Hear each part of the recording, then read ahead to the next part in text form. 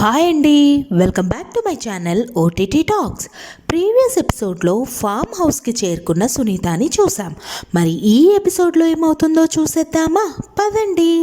సునీత ఆ కొట్టాయన దగ్గరికి వెళ్ళి, పెద్దయినా ఫామ్ హౌస్ కీస్ మీ దగ్గర ఉన్నాయా అని అడుగుతుంది. అప్పుడు ఆ షాప్ అతను, మీరెవరమ్మా అని అడుగుతారు.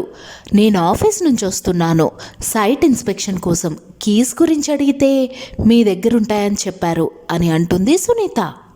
అవునమ్మా, కీస్ నా దగ్గరే ఉన్నాయి అనుకుంటూ కొట్టతను కీస్ సునీతకి ఇచ్చేస్తాడు. సునీత లోపలికి వెళ్ళి మొత్తం వెతుకుతుంది, కానీ తన ఫోన్ ఎక్కడా కనిపించదు. వెంటనే విశ్వాకి ఫోన్ చేసి, విశ్వ మొత్తం వెతికాను, నా ఫోన్ ఎక్కడా కనిపించట్లేదు అని చెప్తుంది. సరిగ్గా వెతుకు సునీత, అది దొరకకపోతే మనం పోలీసులకు దొరుకుతాం అని అంటాడు విశ్వ.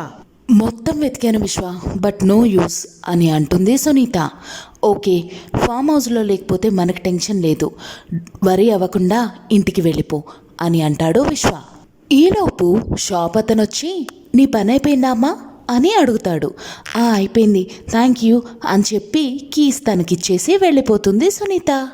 మరోవైపు మోనిక, సార్ మీ ఫోన్ మర్చిపోయారు అనుకుంటూ విశ్వాకి ఫోన్ ఇచ్చి, బాధపడకండి సార్, దిశ తప్పకుండా దొరుకుతుంది అని అంటుంది విశ్వతో.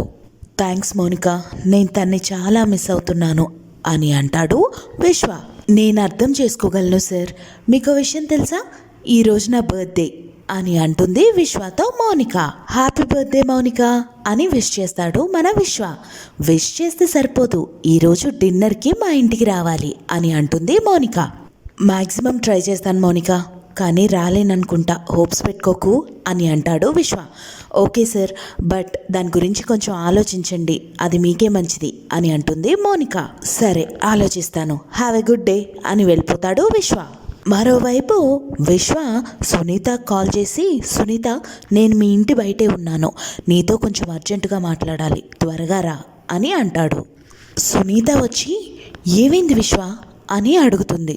ఇదిగో నీ ఫోన్ అని చూపిస్తాడు. నీకెక్కడ దొరికింది అని అడుగుతుంది సునీత. వాచ్మెన్కి దొరికింది, తను గార్డెనింగ్ చేసేటప్పుడు దొరికిందట అని అంటాడు. థ్యాంక్ గాడ్ అని అంటుంది సునీత. ఎప్పుడూ ఈ అదృష్టం ఉండదు సునీత, మనం ఇప్పటి నుంచైనా చాలా జాగ్రత్తగా ఉండాలి. ఈ కేసుని హ్యాండిల్ చేస్తుంది మామూలు ఆఫీసర్ కాదు, ఏసీపీ దేవా. తానెప్పుడైనా నేను సన్నీ గురించి అడిగితే అంతా పాజిటివ్గానే చెప్పు సునీత, తనకి ఎవ్వరితో గొడవలు ఉండవని చెప్పు. కాకపోతే ఒక కాల్ వచ్చినప్పుడు మాత్రం తను టెన్షన్ పడుతూ బయటికి వెళ్ళి మాట్లాడేవాడు అని చెప్పాలి. అప్పుడు పోలీసులు వాళ్ళ కాల్ రికార్డ్స్ చెక్ చేస్తారు. అప్పుడు సన్నీ అండ్ దిశాల మధ్య ఉన్న ఇల్లీగల్ అఫైర్ వాళ్ళకి తెలుస్తుంది. అప్పుడు పోలీసుల ఫోకస్ మొత్తం వాళ్ళిద్దరి మీద టర్న్ అవుతుంది అని అంటాడు విశ్వ. ఓకే థ్యాంక్స్ అని అంటుంది Sunitha. One more thing Sunitha, ఇక మీదట మనిద్దరం కలుసుకోవద్దు, ఫోన్లో కూడా మాట్లాడుకోవద్దు, ఒకరికొకళ్ళం ఎవరో కూడా తెలీదు, ఓకేనా అని అంటాడు విశ్వ.